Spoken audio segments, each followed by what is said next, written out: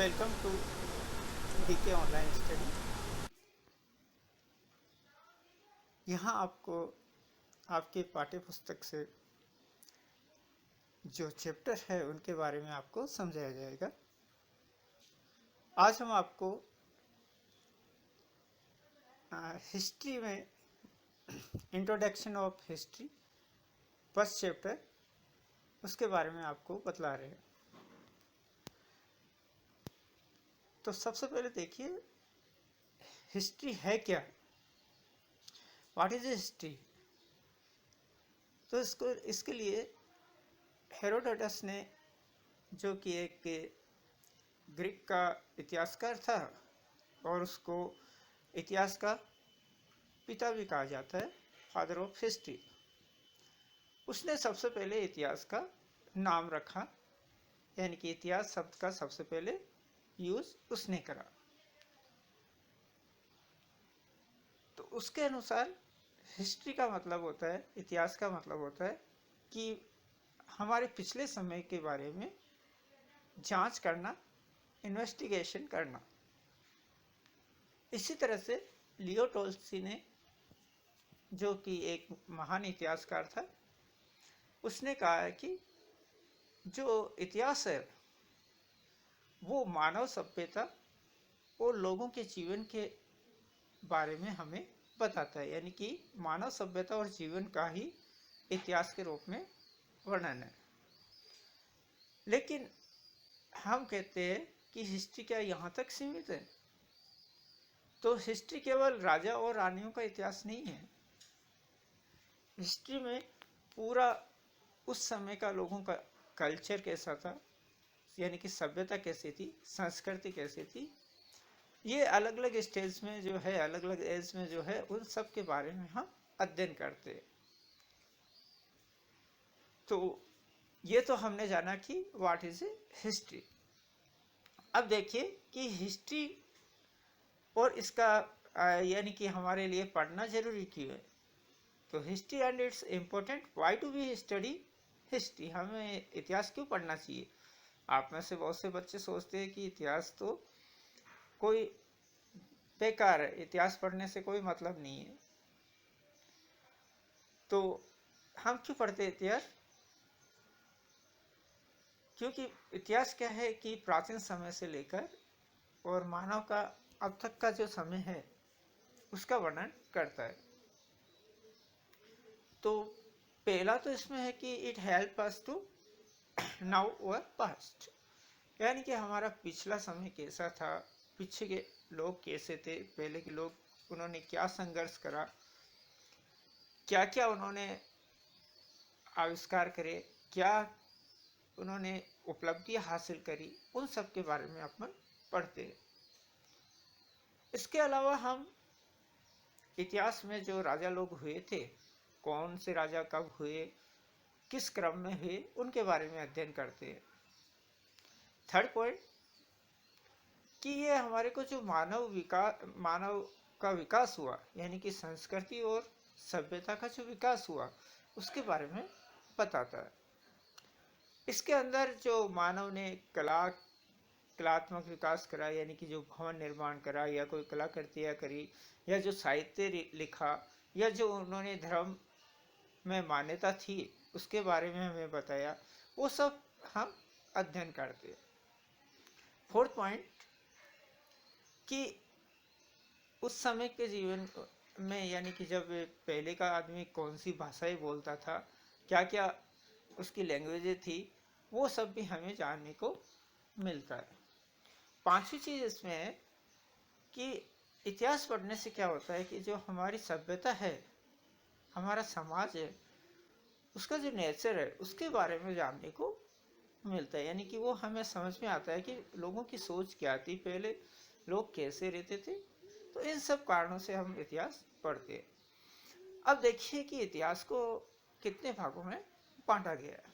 तो time frame देखिए, time frame में अपन देखेंगे कि इतिहास को मुख्य रूप से दो भागों में बांटा है, एक बीसी में, एक एडी। तो अपन सिंपल लैंग्वेज में अपने कहे कि बीसी क्या होती है, एडी क्या होती है। तो बीसी का मतलब होता है बिफोर क्राइस्ट, यानी कि जो ईसा मसीह का जन्म हुआ उसके पहले का जो समय था वो बीसी के रूप में जाना जाता है। एडी का यूज अपन कब करते हैं, तो एडी का मतलब होता है एनो डोमिनी। एनो डोमिनी यानी कि the year of the Lord, यानी कि ईसा मसीह के बाद का समय। तो इस तरह से यानी कि बीसी और एडी को अपन दो भागों में बांट देते हैं। तो जहाँ पर बीसी का प्रयोग हो रहा है इसका मतलब आप ये समझ लीजिए कि ये ईसा मसीह के पहले का समय है, और एडी का जहाँ यूज करते हैं ये यानी ईसा के बाद का समय। तो इस तरह से अपन दो भागों में इतिहास को बांट देते हैं, या इतिहास के समय को अपन बांट देते हैं। अब जैसे अपन मान लीजिए लिखते हैं, कहीं लिखा हुआ है कि 326 बीसी, तो इसका मतलब क्या हो गया कि 320 बीसी यानी कि ईसा से 326 साल पहले का ये समय है। तो जैसे अलेक्जेंडर अपने देश में आया था तो वो कब आया था, 326 बीसी में। ऐसे जो गुप्त साम्राज्य था उसके लिए अपन लिखते हैं 320 टू 540 एडी। इसका मतलब कि ईसा के बाद में गुप्त साम्राज्य 320 से 540 साल बाद में था। तो इस तरह से हम आसानी से पता लगा सकते हैं कि ये समय एडी और बीसी कहाँ और क्यों यूज में लिया जाता है। अब देखिए इसके बाद अपन अपने चैप्टर में पढ़ते हैं कि how is the history of the past relevant to an understanding of the present, यानी कि जो पीछे का समय है, पिछला समय है, उसका अध्ययन करके हम आज को समझ सकते हैं। तो यही इतिहास पढ़ने का एक मुख्य कारण होता है कि जो अपन इतिहास पढ़ते हैं उससे हमारी जो जड़ें कैसी थी, यानी कि हमारे जो पूर्वज थे वो कैसे थे और उन्होंने क्या किया, क्या सोचा, क्या कार्य किया, उन सब का हमें पता पड़ता है। इसमें हमारे जो देश में रहने वाले सबसे पहले आर्यन या जो द्रविड़ थे, यहाँ पर ग्रीक आए, तुर्क आए, तो उन सब के बारे में हमें पढ़ने को मिलता है। तो ये अलग अलग जो जातियाँ थी वो भारत में आई, उन्होंने भारत में क्या विकास करा या भारत के विकास में उनका क्या योगदान है, उनके बारे में अपन पढ़ते हैं। इसके अलावा जो यहाँ पर धर्म फैले, जैसे यहाँ पर हिंदू धर्म, बुद्ध धर्म और जैन धर्म, ये शुरुआत में मुख्य रूप से थे। तो प्राचीन भारत में इन तीनों धर्मों का ही प्रभुत्व था। तो इन धर्मों का क्या योगदान था या इन धर्मों से हमारे देश में क्या प्रभाव पड़ा, ये सब हम बातें उससे सीखते। तो ये जो धर्मों के बारे में हमें जानकारी मिलती है ये हमें इतिहास से मिलती है। इतिहास में जो बहुत से गुफाएं हैं, बहुत से जो ग्रंथ है, उन सब से इनके बारे में जानकारी मिलती है। अब देखिए नेक्स्ट है कि नेम ऑफ द लैंड, अपने देश का नाम भारत कैसे पड़ा। तो अपने देश को अलग अलग नामों से अलग अलग समय में जाना जाता था, लेकिन इनमें से दो नाम जो प्रसिद्ध रहे वो है भारत और इंडिया। इन दो नामों से हम भारत को जानते हैं। तो भारत का जो नाम का वर्णन है सबसे पहले ऋग्वेद में लिया गया था, और वो था 3500 ईयर्स से, यानी कि 3500 ईयर्स एगो, ईसा से पहले। तो उस समय सबसे पहले जो संस्कृत ग्रंथ था ऋग्वेद, उसमें भारत शब्द का प्रयोग हुआ है, और उसमें बताया कि जो नॉर्थ वेस्ट का पार्ट था वहाँ का जो इलाका था वो भारत नाम से जाना जाता था। और जो इंडिया का नाम है वो कैसे पड़ा, तो जो इंडिया का नाम है यहाँ देखिए लिखा हुआ है कि the name India come from the Indus called Sindhu in the Sanskrit language. तो जो इंडिया का नाम आया है वो कहाँ से आया है, हिंदू से। और सिंधु संस्कृत लैंग्वेज में कहलाया। जो ईरानी और जो ग्रीक नॉर्थ वेस्ट साइड से भारत में आए थे 2500 ईयर्स पहले, तो उन्होंने अपने देश का नाम रख दिया इंडिया। तो इस कारण से ये इंडिया कहलाने लगा।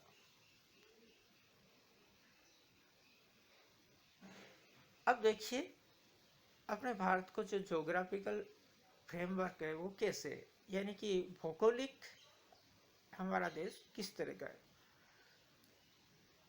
तो भूगोल को समझना इसलिए जरूरी है कि क्योंकि किसी देश को समझने के लिए उसका भूगोल देखना जरूरी है कि वो कैसा बनावट है, कैसे लोग उसमें रहते हैं, ये सब बातें हमें जानने को मिलती है।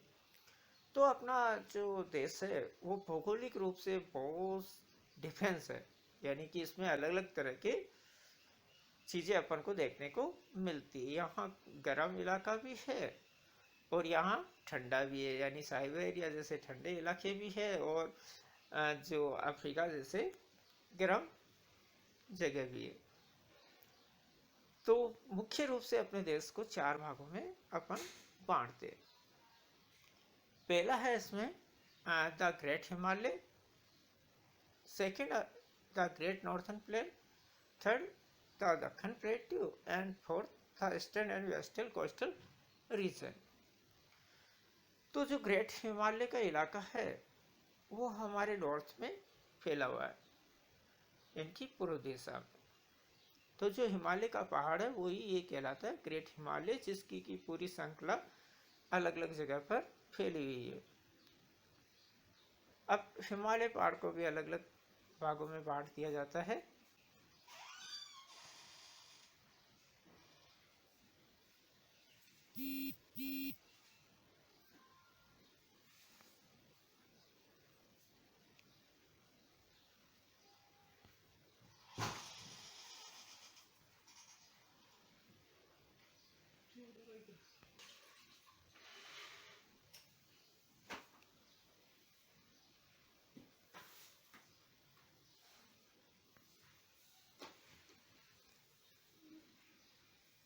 तो आप इधर नीचे मैप में देखोगे तो जो ऊपर वाला इलाका है वो कहलाएगा अपना हिमालय क्षेत्र।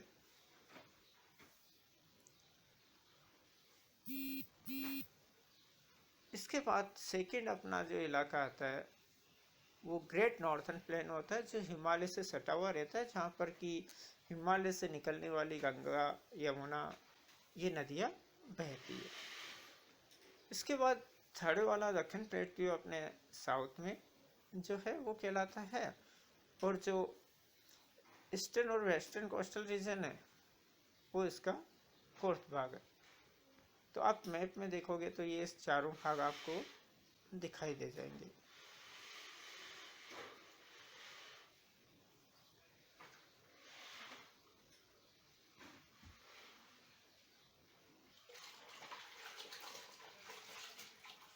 तो अब अपन प्राचीन काल से कुछ बात पढ़ते हैं, जो इसमें बताइए कि where did people live in India, यानी कि भारत में लोग कहाँ सबसे पहले रहते थे। तो हम सब जानते हैं कि जो पहला स्टेज था इंसान का वो एक आदि मानव के रूप में था, जो कि मतलब उसका मुख्य कार्य था शिकार करना और भोजन को ढूंढना। तो ये 2 कामों में ही वो व्यस्त रहता था। तो वो भोजन की खोज में इधर से उधर घूमता रहता था। अब इसके बाद में जो नर्मदा वैली है, जिसको अपन आडमगढ़ और लेकनी कहते हैं, गोदावरी वैली के पास में, महाराष्ट्र में नेवासा नदी के पास, और कावेरी जो कर्नाटक में बहती है, तो वहाँ लोग रहते थे। ये थे लगभग ईसा से 10,000 साल पहले। तो ईसा से 10,000 साल पहले जो लोग रहते थे उसका यहाँ पर वर्णन किया गया है कि वो कहाँ कहाँ रहते थे। इसके बाद अपन देखते हैं कि ईसा से 4000 से लेकर 10,000 साल के बीच में जो लोग रहते थे, ये वो स्टेज है जबकि मतलब जो इंसान है वो एक किसान के रूप में थोड़ा विकसित हो गया था, यानी कि वो खेती करना शुरू कर दिया था, इसके अलावा जानवरों को पालना शुरू कर दिया था। तो ये सेकंड स्टेज है और ये हमारे को मिलती है यानी कि मेहरगढ़ जो बलूचिस्तान पाकिस्तान में है और बुर्जोहम जो अपने कश्मीर में है। तो यहाँ वे लोग रहते थे।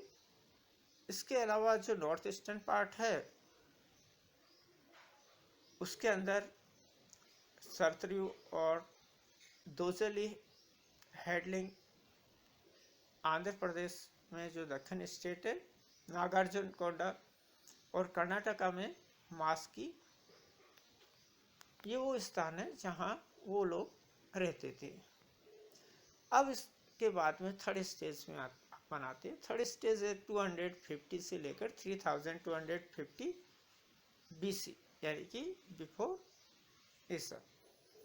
तो इस समय हमारे देश की जो एक मुख्य सभ्यता थी वो हड़प्पा और मोहनजोदड़ो जो इंदुस वैली के नाम से पॉपुलर हुई। ये मगध में पाटलिपुत्र और गंगा नदी के किनारे का स्थान था जहाँ ये लोग रहते थे। तो इनकी सभ्यता बहुत विकसित थी और इन्होंने बहुत विज्ञान कला में उन्नति करी थी। इनके बारे में अपन बाद में पढ़ेंगे अगले चैप्टर में। अब देखिए सोर्स ऑफ हिस्ट्री यानी कि इतिहास के क्या सोर्स है, हमें किससे जानकारी मिलती है। तो देखिए सोर्स ऑफ हिस्ट्री में अपन दो भागों में बांटते हैं, कहलाता है लिटरेचरी और एक आर्कियोलॉजिकल सोर्सेज। लिटरेरी सोर्सेज यानी कि लिखित रूप, उसमें हमें मिलता है कि जो धार्मिक साहित्य है, सेकुलर साहित्य है और जो ट्रेवल्स साहित्य यानी कि इन तीन लोगों ने जो साहित्य लिखे वो इसमें कहलाता है। आर्कियोलॉजिकल में जो लिखा हुआ नहीं है यानी कि जो हमारी कलाकृति है बनाई हुई पहले की, जो कोई चीज़ें बनी हुई है, जो सिक्के हैं पहले के या जो स्तूप वगैरह है, उनसे हमें ये जानकारी मिलती है। तो सबसे पहले अपन लिटरेरी सोर्सेज यानी कि लिखित सोर्सेज के बारे में पढ़ते हैं। तो लिखित सोर्सेज में अपन देखते हैं कि जो पहले का लिखा हुआ इतिहास है वो हमें मिलता है। तो पहले के लोग किस पर लिखते थे, वो यानी या तो पत्तियों पर, पेड़ों की पत्तियों पर लिखते थे जिसको भोजपत्र कहते थे, या कॉपर की प्लेट पर, या कोई चट्टानों पर, या कोई पिलर पर, उन पर वो लिखा करते थे। तो जो उन पर लिखी हुई सामग्री है जो हमें मिली है इतिहास से, वो ये साहित्य कहलाता है। तो हाथ से लिखी हुई ये जो सामग्री है वो हमारी बहुत मदद करती है इतिहास जानने में, और इनके माध्यम से हम उस समय के बारे में बहुत कुछ सीखते हैं और जानते हैं। अब इसमें सबसे पहले जो है कि धार्मिक साहित्य में क्या होता है कि जो हमारे जैसे सबसे पहले वेद है, जो वेद लिखे हुए हैं, ब्राह्मण उसके बाद लिखे, आरण्यक, उपनिषद, रामायण, महाभारत, पुराण, ये सब इसमें आ जाते हैं। इसके अलावा जो बौद्ध धर्म के साहित्य, त्रिपिटक, जातक, दीपवंसा और महामांसा, ये भी इसके अंतर्गत आते हैं। जैन साहित्य में अंगज, ये इसके अंदर आते हैं। तो यानी कि हिंदू साहित्य, जैन साहित्य और बौद्ध साहित्य, इनसे हमें ये जानकारी मिलती है। वेद हमें जो आर्य के पुराना, सबसे पहले जब आर्य है उस समय के बारे में हमें बहुत कुछ बताते हैं। उस समय का जीवन कैसा था, उस समय का कल्चर कैसा था, वो सब हमें वेदों से मिलता है। रामायण और महाभारत ये दो महाकाव्य है, बहुत बड़े ग्रंथ है जिनके अध्ययन से हमें उस समय के राजनीतिक और सामाजिक जीवन को जानने को मिलता है कि आर्य लोग कैसे रहते थे। इसके बाद में अपन पुराणों की बात करते हैं तो पुराणे क्या होती है कि अलग अलग ईश्वर को समर्पित की हुई होती है, जैसे शिव पुराण है, विष्णु पुराण है। लेकिन उनमें हमें उस समय के राजाओं, उस समय के लोगों, उस समय के जो साधन थे उनकी जानकारी मिलती है। त्रिपिटक और जो जता बुद्ध साहित्य उनसे हमें जो बौद्ध धर्म के राजा लोग थे उनके समय में कैसा जीवन था, उस समय राज्य कैसे थे, उनकी जानकारी मिलती है। इसी तरह जैन साहित्य से हमें ये जानकारी मिलती है। अब देखिए इसमें सेकुलर साहित्य आता है। सेकुलर साहित्य में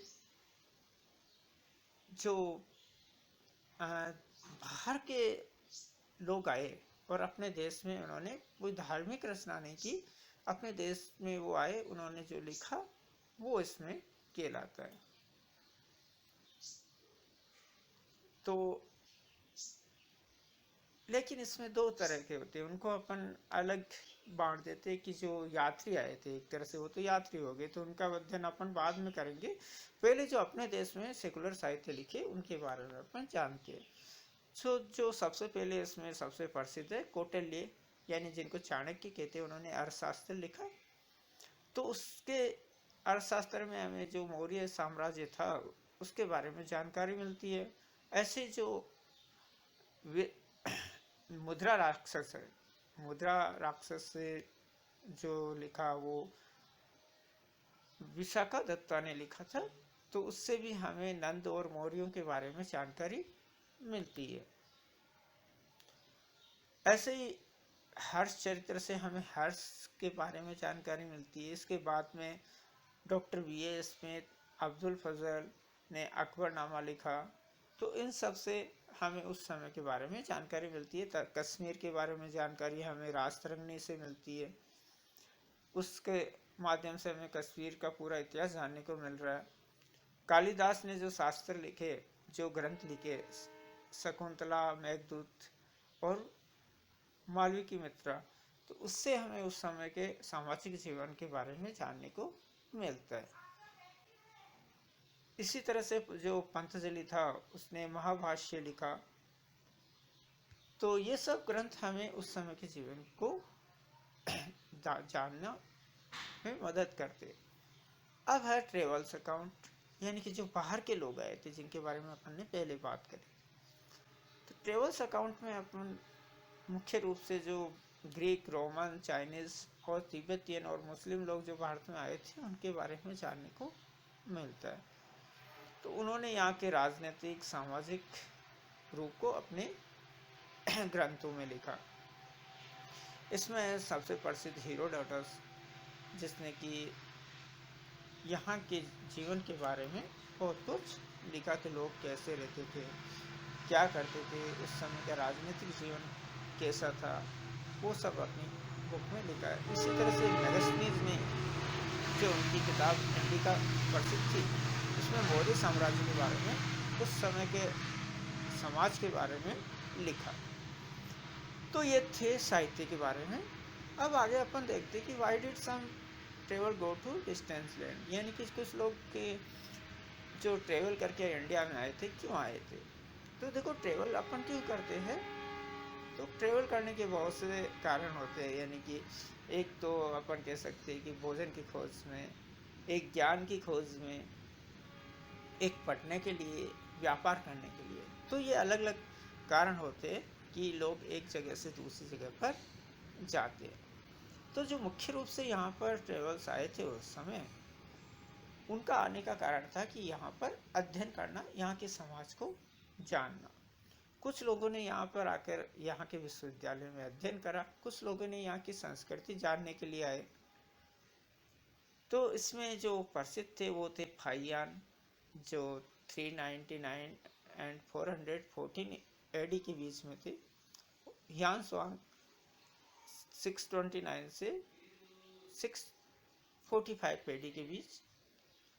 इक्तिक सिंह ये 673 से 695 AD के बीच ये हमारे देश में आए थे, और ये यहाँ आके जो बौद्ध धर्म का ज्ञान अर्जित किया और उन्होंने यहाँ के जो धार्मिक, सामाजिक और राजनीतिक जीवन का अपनी किताब में वर्णन करा। फाहियान जो थे वो ने पाटलिपुत्र और गुप्त साम्राज्य के बारे में अच्छी जानकारी दी। ह्वेन सांग ने यहाँ के राजनीतिक, धार्मिक और सामाजिक जीवन के बारे में बताया कि उस समय 7th सेंचुरी में अपने देश कैसा था। तो इस तरह से हमें ये जानने को मिलता है। अब दूसरा सोर्स है वो है आर्कियोलॉजिकल सोर्स। आर्कियोलॉजिकल सोर्स में अपन जो सिक्के है, इमारतें है, जो पुरानी वस्तुएं है वो हमें मिलती है, वो सब इसके अंदर आ जाती है। तो सबसे पहले इसमें आता है इंस्क्रिप्शन। तो जैसे अशोका पिलर है, आप लोगों ने भी देखा होगा कुछ बच्चों ने। तो अशोका पिलर जो एक लोहा स्तंभ है जो कि अशोक ने बनाया था, वो या अशोका जो सांची का स्तूप है, इन सब में जो मुख्य है वो है अशोका का जो रॉक एडिक्ट है और सांची जो इलाहाबाद के पास में है। इसके अलावा जो लोहा स्तंभ है मेहरौली का जो दिल्ली में है।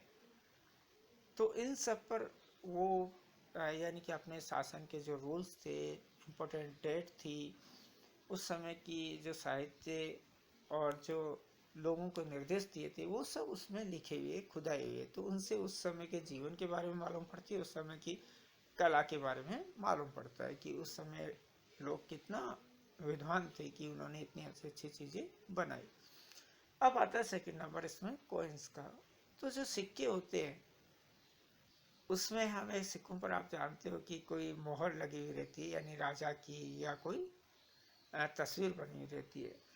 तो उस तस्वीर में सन भी रहता है, साल भी रहता है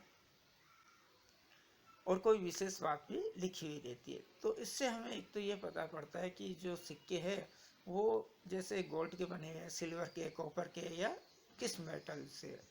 तो अगर मान लो गोल्ड के बने हुए तो इसका मतलब कि उस समय के जो राजा थे वो बहुत पावरफुल थे, उनकी आर्थिक स्थिति अच्छी थी।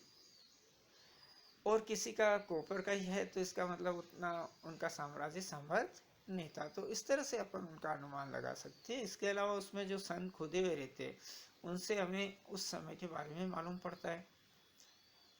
कुछ में जैसे समुद्रगुप्त के जो सिक्के हैं उसमें समुद्रगुप्त को वीणा बजाते हुए बताया गया है। तो इससे हमें पता पड़ता है कि समुद्रगुप्त को वीणा बजाने का शौक था। तो इस तरह से सिक्के भी हमारी बहुत मदद करते। थर्ड इसमें आता है मोनूमेंट्स। मोनूमेंट्स मतलब मोहरे वगैरह जो होती है, या मतलब जो स्तूप है, गुफाएं है। तो पहले के लोग जो इनमें चित्र बनाए हुए हैं, पेंटिंग करी हुई है, उनसे अपन को ये सब पता पड़ता है। तो ये सब बहुत ही भारी मात्रा में मोहनजोदड़ो, हड़प्पा, सेंगोल आदि जगह से हमें मिली है। इंदुज वैली जो यानी कि 5000 ईयर पहले थी, वहाँ पर ऐसी बहुत सी चीज़ें मिलती है जिनसे हम अनुमान लगा सकते हैं कि उस समय के जीवन कैसा था।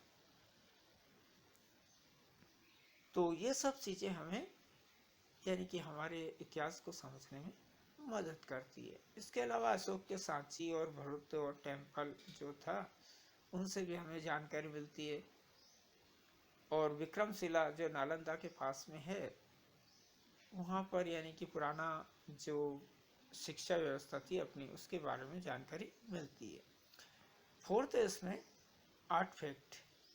आर्ट फैक्ट का मतलब होता है कि मतलब जो कलाकृतियाँ है बनाई हुई, जो पेंटिंग है, उनसे उस समय के जीवन के बारे में अपन अनुमान लगा सकते हैं। तो इसमें देखिए जैसे आंगुआ कोट टेम्पल का जो कंबोडिया का बताया गया, यहाँ पर ये एक बहुत अच्छा मंदिर है। तो यहाँ पर जो कलाकृति की गई है, जो आर्ट बनाई हुई है, उससे उस समय के जीवन के बारे में मालूम पड़ता है। ऐसे जो यहाँ पर कुषाण राजाएं थे, उन्होंने भी ऐसे बहुत से मंदिर बनाए। इसके अलावा बहुत से जो कलाकार थे उन्होंने शिव, विष्णु, बुद्ध, महावीर, इन सब के उस समय चित्र बनाए। या कलाकृतियाँ बनाई, उनसे उसके बारे में हमें जानकारी मिलती है। तो यहाँ पर आपको बहुत सी पेंटिंग दिखाई देगी। तो अजंता और एलोरा की जो गुफाएं है उससे भी हमें बहुत सी जानकारी मिलती है। अब देखिए इसमें कि जो ये इम्पोर्टेंट इसका क्या है।